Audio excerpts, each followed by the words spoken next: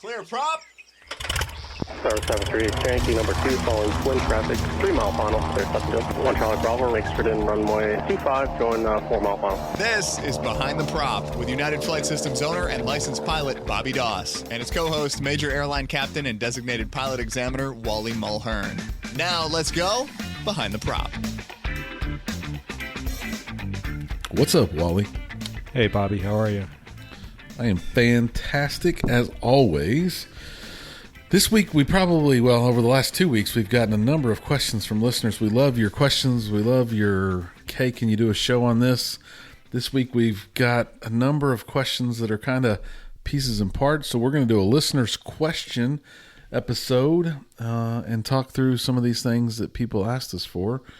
It's been a few days, but Tate from Natchez, Mississippi, sent us a question about the benefits of using GUARD and maybe how best GA pilots can use GUARD. Wally, why don't you tell the listeners what GUARD is if they don't know what GUARD is? Yeah, GUARD is the emergency frequency, which I think most of us know it on a VHF radio as 121.5. On UHF, it's 243. And how do you remember that? Well, it's 121.5 times 2. Not that we need to know that because most of us don't fly airplanes that have UHF frequencies. But anyway, it's 121.5, basically the emergency frequency. And how do we use that? Well, a lot of people say, should we be monitoring that frequency on another radio? Well, I will say as an airline pilot that every airliner that's flying around is most likely monitoring 121.5. And, if you're flying along and you have an emergency and you're already talking to ATC, just stay with ATC. Tell them, hey, I got an emergency. This is going on. I need to do this. I need this. And they'll take care of you. You don't want to jump over to 121.5 if you're already in contact with air traffic control. But the benefits to monitoring GUARD is we all know, or most of most ELTs will send out a signal on 121.5. So as an airliner, it's not too uncommon to be flying along and all of a sudden you hear an ELT going off. And so, as soon as we hear that, we report to ATC. Houston Center, whatever our call sign is, we just picked up an ELT. And, of course, they know where we are. And then a lot of times Center will say any airplanes in the vicinity of the XYZ VOR, can you check to see if you hear an ELT? And, so that might be the very first indication that an airplane has gone down. And I know if I'm in an airplane that goes down and activates the ELT, man, I want help there soon rather than later. So I appreciate all of you who are out there who are monitoring 121.5. So that, that's probably the easiest or most common use of it.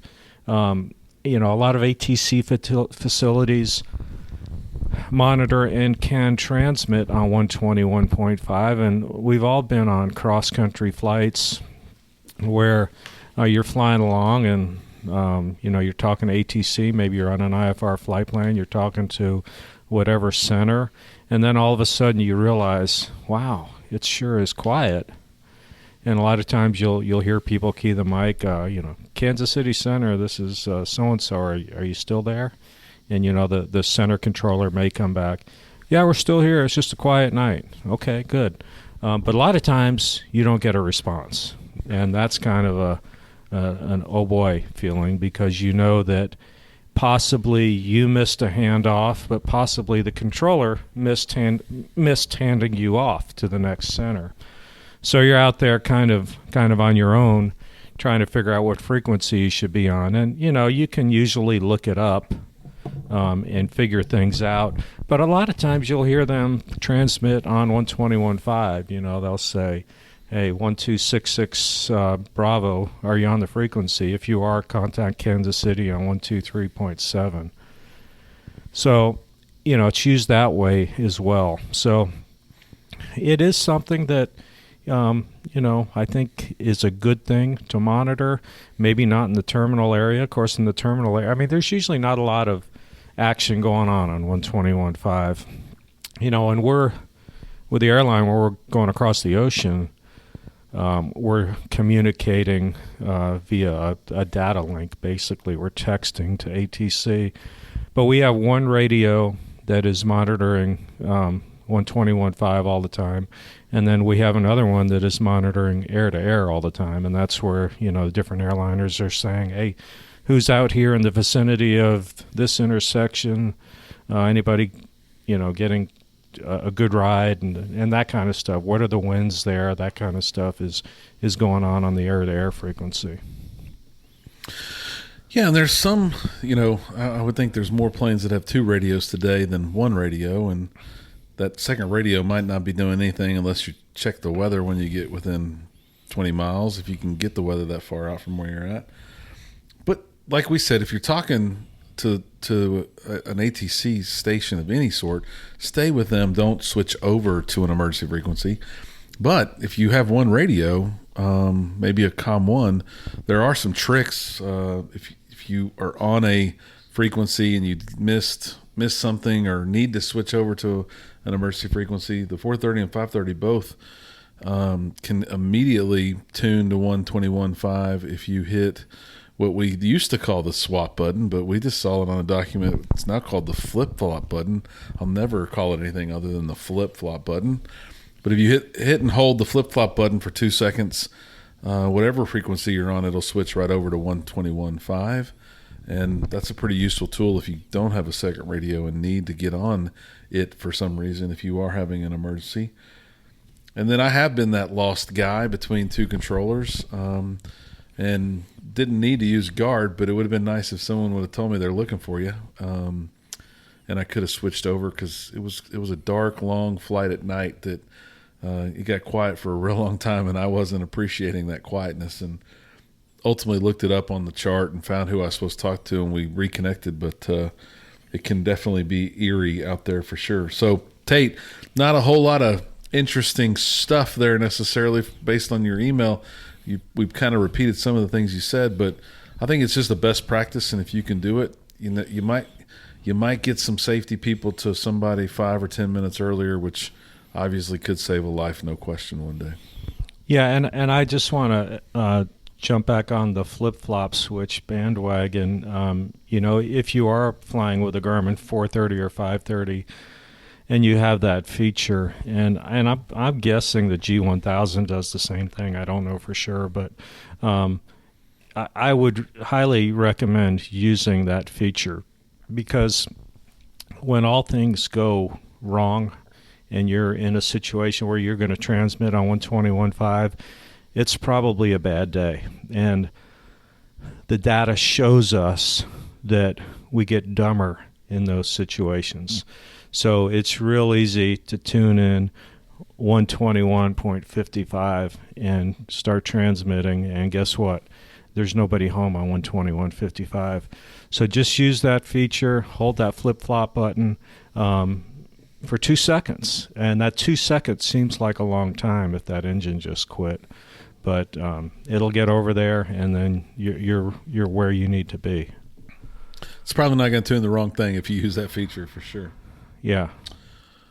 So one of our avid listeners named Dion sent a note and said, hey, you mentioned in a recent podcast that you like to fly by the numbers, and he's not necessarily confused, but was questioning whether that's the numbers to ATC, whether that's the numbers on CHTs, whether that's the numbers for something else. And what I meant when I said it was, I don't fly by feel, right? I think I hear a lot of people flying by feel. And there's going to be times where you need to fly by feel, where you need to visualize, am I high, low, fast, or slow? I mean, that's reality of this world that we live in. But as I make a plan, I pick my power settings, I pick the RPMs, I pick the manifold pressure when I fly the 182. I know what I want to climb out at. I use flight level climb, which is a feature in the Garmin G1000 that lets you climb at a constant airspeed, so the autopilot will hold. Normally I like somewhere between 95 knots and 100 knots, depending on what the density altitude is and what my climb rate's going to be at that. But to me, that's so much more comfortable than using vertical speed, where vertical speed might be 500 feet per minute, but sometimes you might get really slow at 500 feet per minute in a hot summer day in Houston. So I like to fly by the numbers, Wally, and I like to land by the numbers. I like to, not necessarily the numbers on the runway, but I like to land. I like to know what VREF is at full flaps and really kind of build the numbers plan. It makes it a lot easier. I'm a math guy, so numbers seem to make sense to me. What are your thoughts? I'm sure you see a lot of different perspectives on check rides, and maybe a little bit of guidance from what you see on check rides, and then maybe how the airlines do it, because they've got to have a better plan than just a wing and a prayer. Yeah, I'll tell you a funny story about the numbers. I was a very young pilot, maybe even a student pilot, and I was talking to my father one time, and he was an old seasoned pilot, and he asked me, he says, "What does it mean when you say you have the numbers?" And I said, "Well, it means I have the end of the runway in sight." And he says, "No, what it means is that you have the weather." So, I mean, this is kind of, I kind of went off on a tangent, but when you talked about the numbers, there's an example of, I had heard people say I have the numbers. I thought that meant they had the runway in sight. But really, it meant I have ATIS Information Charlie. Back in the day, way long time ago, they didn't have ATIS. They just broadcast the weather. So what you would say is that you had the numbers. I know the height of the clouds, the temperature, the altimeter. That's the numbers that they were talking about. Anyway, that and $4 will get you a cup of coffee at Starbucks. But anyway, as far as the performance numbers, what I see a lot of on check rides is just rounding up or rounding off, and I can see it, but then it's probably not the best way to do things. And my point is, the majority of check rides that I do are in Piper Warriors, Archers, 161s, 181s, or Cessna 172s. And most of the applicants, we'll talk about the cross country, and I'll say, okay, we're going from here to there. And I'll say, okay, how far is it? I'll say 320 miles. And right off the bat, okay, I've just done the math in my head, 320 miles. I'm expecting it to be about 3.2 hours, which is 3 hours and 12 minutes. And I'm expecting the fuel burn to be less than 32 gallons. And a lot of times they'll just tell me, they'll give me the time because they've plugged it in ForeFlight, and they'll tell me we're going to be burning 32 gallons.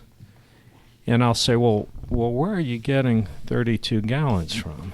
And they'll say, well, we just use 10 gallons an hour.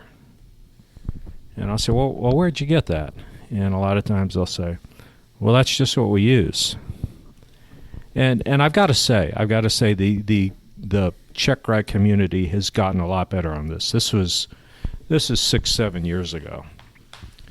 And I'd say, well, let's really dig into things. And if you're in a 172 and you're flying at 65% power at 6,500 feet, 7,500 feet, your fuel burn is probably less than 7 gallons per hour. Maybe 6.8 gallons per hour. Now that's a big difference. From 10 gallons to 6.8 gallons per hour.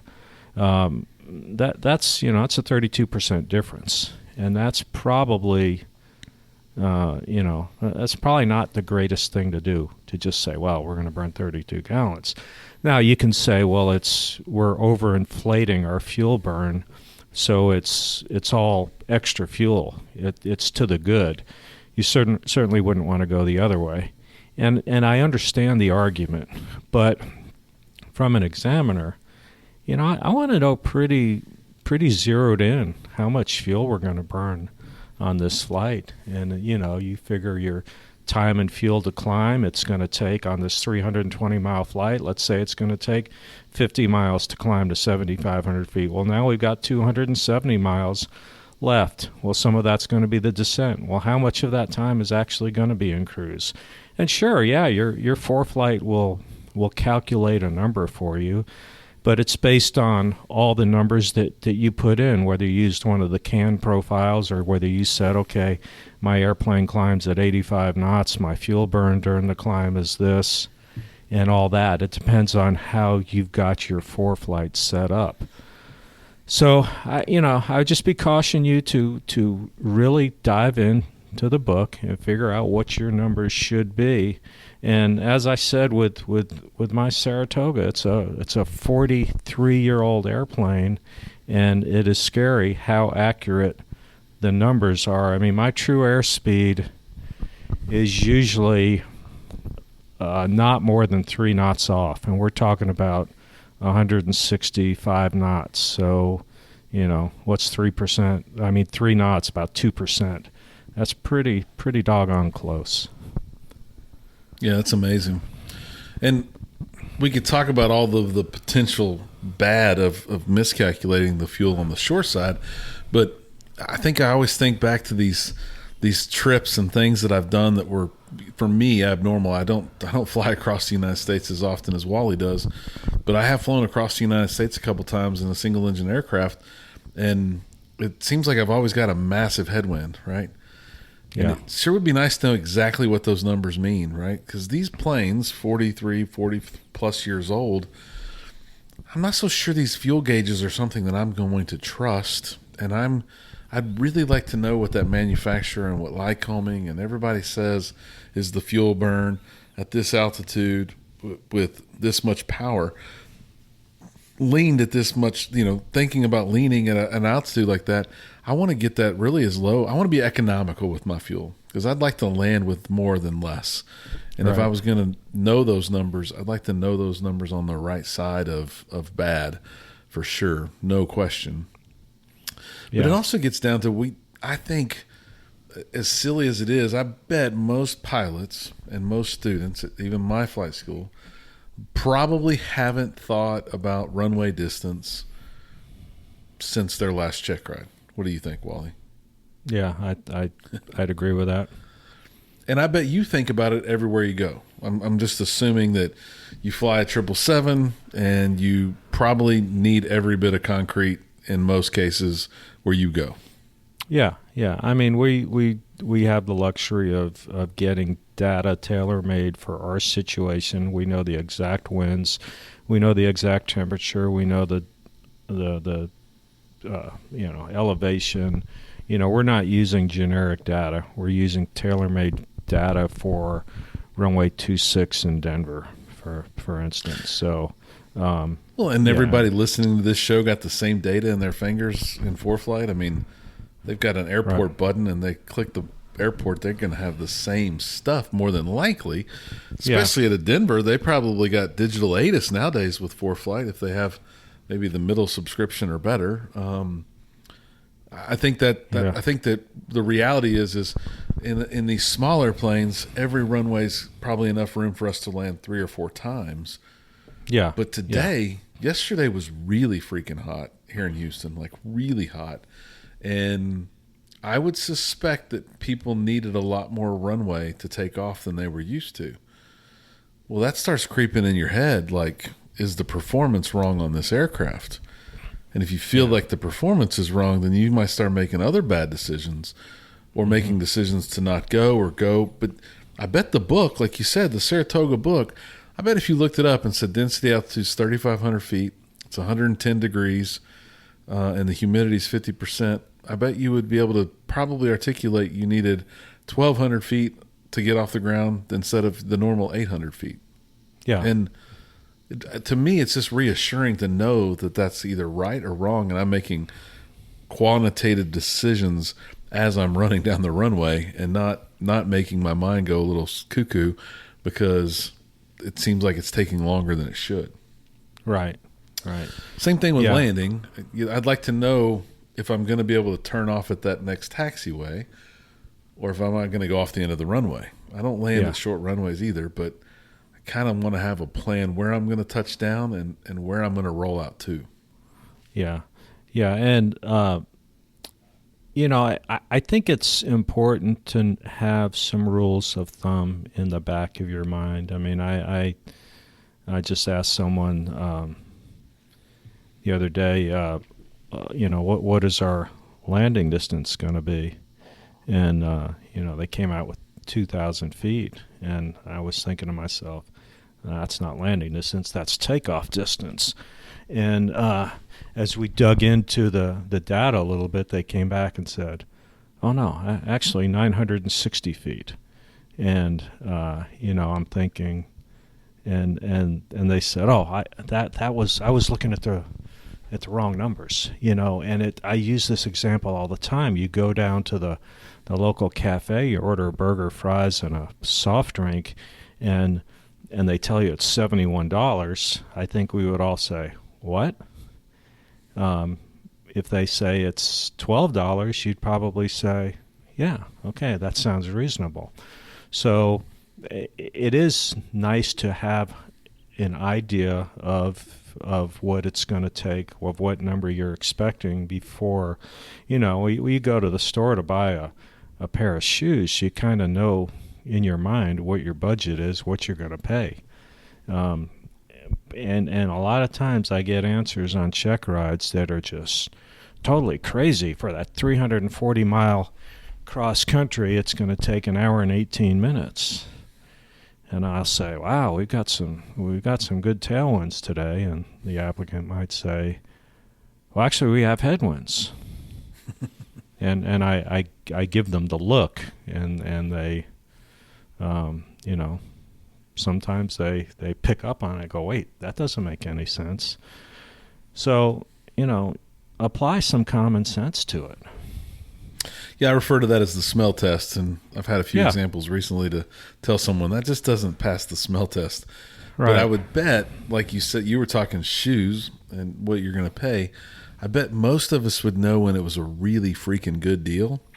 So if you were going to go to the store and you saw at the nicest tennis shoe store you have in your mall, there was a podium and they said the newest pair of Michael Jordans, $19.99, that everyone would know that was better than most foot shoe stores, that price is a heck of a good deal, right? Yeah. And if Wally in a check ride asks you how long is it going to take us to fly 320 nautical miles, and you say about 47 minutes, it's not going to pass Wally's smell test on the low side of that as well, right? Absolutely. We know when it's too good to be true. Right. What other numbers? What about the airlines? Do y'all anything else from the airlines perspective that y'all do from the numbers? Yeah, a lot of people are just interested, and this is another piece of information. This and $4 will get you a cup of coffee at Starbucks. But what we do is with the airlines, we have, when we get our flight plan, we have a cost index. And for the 777 that I fly, the cost index is between 20 and 400. And so on a typical flight, let's say we'll have a cost index of 36. Okay, we enter that number in our flight management computer, and the computer is going to program a climb speed, a cruise speed, and a descent speed. And that's how our flight plan is based on. It may take, say, a flight to Honolulu is 8 hours and 8 minutes based on a cost index of 36. And, once we get up to cruise, we will go in and take a look at our numbers, and we'll say, well, geez, we are 10 minutes late. at this, if we fly the whole flight at this cost index, we're going to get in 10 minutes late. And we don't want to get in late. We want to get in on time. So we will increase that cost index, maybe go 36, maybe bump it up to 50, and we'll take a look at what our new arrival time is. Now, we're going faster. We're going to burn more fuel. So we got to look at the arrival time, and we got to look at our fuel over destination, or and see if we can afford that. If we're landing, with 2 hours worth of fuel, and now we're going to land with an hour 54 worth of fuel, that's probably something we can live with. So it's not so much coming up with an exact power setting as it is flying this cost index number. And the other way around, I mean, if we get off the gate early and we were expecting delays and we didn't get delays and we got airborne 10 minutes ahead of time, maybe we had a cost index of 36 and we're going to get there 20 minutes early. Well, maybe we can bump that cost index or bring it back to a cost index of 20, and now we're going to get there 12 minutes early and save, quite a bit of fuel. And I might not know this exactly right, but I know I've heard stories, and maybe you've told me some of them. That cost index, whatever that metric means in the grand scheme of things, that might change power settings, that might change altitude, that might change a whole lot of things in your flight profile, but ultimately it's going to either save the company money or cost them a little bit of money. But ultimately, you're going to know more about the time versus the cost and make those decisions as the flight crew, or dispatch might tell you what to do, I assume. Yeah, absolutely. And we would communicate if we're going to change things. If we've got a cost index of 36 and we're going to bump it up to 50, I would send a message via text message to our dispatch, say, hey, we're bumping up the cost index to 50 for an on-time arrival. New fuel over destination is going to be X, and our estimated time of arrival is going to be, 1,300. Fantastic. So it's all about the numbers in the airlines as well, for sure. Some of that being on-time arrivals and some of that being money as well. Right. The last question we have this week, and we'll touch on it a little bit. We'll reference a previous show, but Aiden asked about what to expect from a Part 141 college aviation program. And we did an episode quite a while back now with the director at the time at Liberty University. His name was Brian Huff. Brian now works for King Schools as their, I believe his title is Vice President of Revenues or something like that.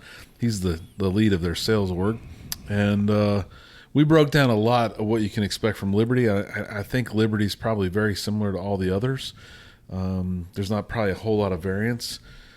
But for Aiden's question, I think the unwritten part of Aiden's question is, what can I expect from a cost, timeline, benefits, pros, cons, etc.? We recently got the chance to go to Eastern Kentucky University and speak to their students. And it's a 141 program with opportunities to have a restricted ATP and at either 1,000 or 1,250 hours. And I think the beauty of a college program is you're kind of killing two birds with one stone there. You're getting the college component knocked out while also getting the flight training component knocked out. We seem to prepare a lot of students to go from a local flight school here in Spring, Texas, to a college program. Most college programs seem to be encouraging students to knock out the private before they get to the college program. And I think the biggest reason for that is plane availability nowadays, right? There's so many pilots and so few planes in a college program. If everyone was doing a private, there'd be a whole lot of solos and dual instruction going on, but instrument commercial is kind of different, where there's not quite as much dependency on the instructor and the airplane at the same time. And if you are considering a college program, I found a list online. There's dozens and dozens of institutions that have been approved to be 141 programs that are higher education authority type accredited colleges like a Liberty, Eastern Kentucky, Louisiana Tech down here. Auburn has a big school that I know some students go to it. OSU and OU both have flying programs. So what you're doing is you're going to college, and probably you have to get entered or accepted into that college, and then you probably have to get accepted into the flight programs, and these don't seem to be easy to get into.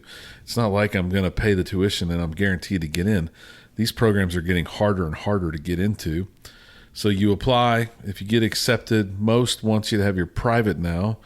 And again, I think that's from airplane availability. If you're a professor or somebody affiliated, let us know if I'm right or wrong there. And then all programs require you to get, to my knowledge, all programs require you to get your instrument and your commercial Part 141 through their organization to have any capability or any access to their restricted ATP. And that's a FAA thing, and that's probably a college requirement as well, because they want you to participate throughout their programs. And you take their ground school or their college courses. Maybe you're taking some English 1301 and some math courses while you're taking the ground school for private and the flying component for private. I'm pretty confident that every university has a local fleet, and they probably partner with external companies like United Flight Systems. Our affiliate with Liberty is a strong relationship where we do the flying components of their training, and they're doing the college components of their training. And it's a win-win for students because they can stay remote and take that course online and do the flying in our planes. But you're going to have the regulations of their training course outline. It's called a TCO, and this is 141 stuff. But that TCO is what dictates what the school's going to deliver to that student. The regulations for instrument say 35 hours of flight and 35 hours of ground. Those are the minimums. Well, then the school creates their TCO, which may have 36 hours of flight and may have 41 hours of ground. I would suspect most schools meet the regulation minimums. But they have all kinds of other things that they've written into those TCOs that are their school's requirements for you to complete the course. And only when that TCO or that training course outline is complete will that school give you a graduation certificate. The interesting part, Wally, you can correct me if I'm wrong, but once you get graduated and eligible for a check ride, then a designated pilot examiner, whether the school has self-examining authority or not, whoever's going to do that exam, no longer needs to look at the details in your logbook if you have that graduation certificate. Is that correct or incorrect, Wally? No, that's absolutely correct. So it actually that makes graduation. Their graduation certificate is gold. But the thing about it is it's good for 60 days, the graduation certificate. So typically, you may have a check ride with someone on August 15th that has an August 1 graduation certificate. And if you, let's say you discontinue the check ride for high winds, you tell the applicant that they have 60 days to complete the check ride, but I always tell them that it does not extend any of the other expirables, and I make up that word. I don't know if expirables is a word, but in this case, the expiring limiting date would be August 1st. So we still have to finish within 60 days of that.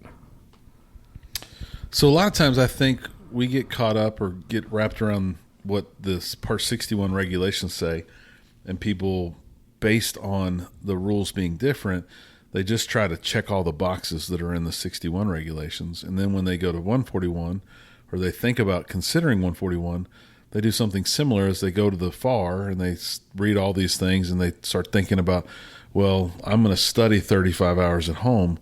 Well, that doesn't count. You have to do whatever the TCO for that flight school says, and you have to complete their requirements for the ground to be able to be eligible to graduate. Likewise for the flying, the regs are the minimums for a 141 school. Their TCO will trump, meaning that they're probably more difficult than the regs, and you need to read their TCO or be aware of their TCO. There's three components that I think people need to understand when they start thinking 141. There's regulations, that's the minimums. There's a TCO, which is the school's rules that are on top of the regulations and required to be completed under different sets of rules that we'll go into another show probably. And then there's a syllabus more than likely referenced in that TCO, whether it's a professionally published syllabus like the King School syllabus, or whether or not it's something that they wrote. I think some really big aviation colleges have written their own syllabi and they use their own syllabi, but you need to know the syllabus, the training course outline, and the regulations if you're going to be a Part 141 college student, and then make sure that if there's some advantage, i.e. a restricted ATP, that you're really honed in on what are the requirements to earn that so that you don't go through all that effort and then not have access to that restricted ATP.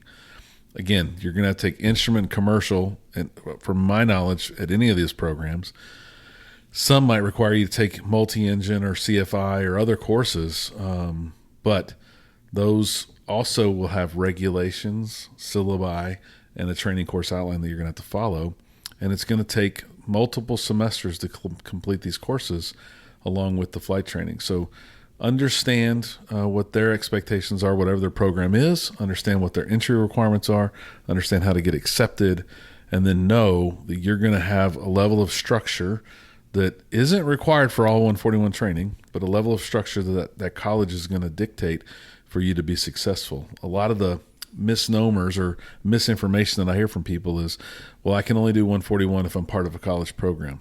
Absolutely not true. Anyone who wants to take the courses that I have TCOs approved for from the FAA can come to my flight school and take 141 at whatever pace they want to take it at to complete their training for their private instrument commercial flight instructor and flight instructor instrument certificates. The VA people say, well, I can't use my VA benefits unless I'm tied to a college. Not necessarily true. In some cases, that's true under things like the Hazelwood Act and other things. But the reality is you can use VA benefits at United Flight Systems as well without being affiliated with a college. But sometimes it's easier or better if you use the college as a I will say a fulcrum or an entry point into that training facility as well. But it is definitely not required. So ask questions. Feel free to reach out to me if you have questions. I'll try to help. But what you can expect, what Aiden asked, what can I expect from a college program?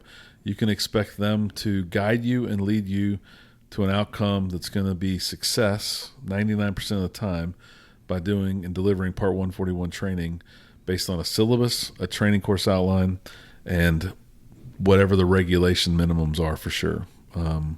Probably structure. It's not going to be any more difficult. It's just going to be structured based on the rules that they've set that are above and beyond the regulations.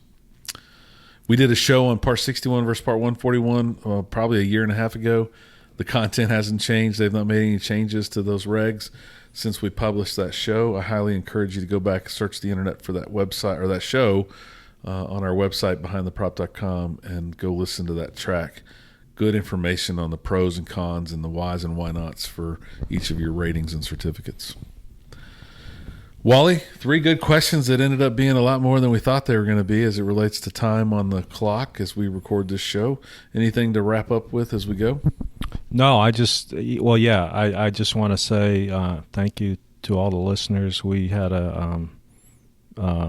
we went over 200,000 downloads since our last show, so we're approaching 203,000 as of right now. But just thank you to everybody. Thank you for sharing the show. Thank you for listening, and we appreciate it. Yeah, I haven't asked in a while, but if you feel compelled, if we are doing a good job, please, wherever you listen to the show, give us a 5-star review and let other people know if we're doing good work. And if we haven't earned it, let us know what we can do to earn that 5-star review. As Wally said, share the show. We're listened every day around the world, and it's humbling that our little hobby project turned into a global aviation podcast that we hope is helping many of you out there. So thank you so much. And as always, listen to the show, share the show, fly safely, and stay behind the prop. Thanks for checking out the Behind the Prop podcast. Be sure to click subscribe and check us out online at BehindTheProp.com. Behind the Prop is recorded in Houston, Texas. Creator and host is Bobby Doss. Co-host is Wally Mulhern. The show is for entertainment purposes only and is not meant to replace actual flight instruction. Thanks for listening, and remember, fly safe.